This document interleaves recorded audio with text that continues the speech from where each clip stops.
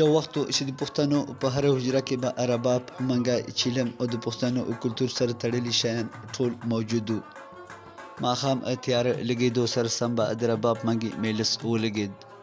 خو کله چې د پښتون میشته سیمې د ترهګرۍ ښکار شوي، د پښتنو حجرې هم ویرانې شوې وې.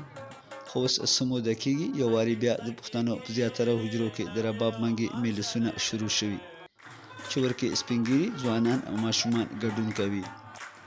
میلس کې ناست محمد امین شینواري وایي د کلتور ژوندي کولو په خاطر داسې میلسونه ډېر ضروري وي تر څو حجره کې ناست خلک ټول خوشحاله شي.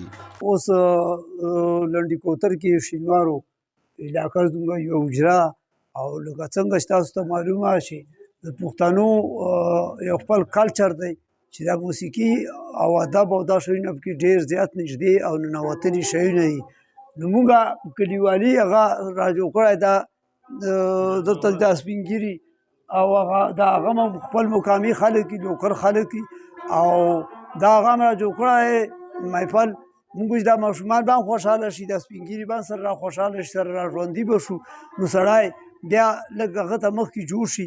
نو خو یې وکړه چې تاسو څوک دا ویډیو وګورئ چې دا محفل او دا خوشحالۍ کې را سره شریک شئ او خوشحاله شئ.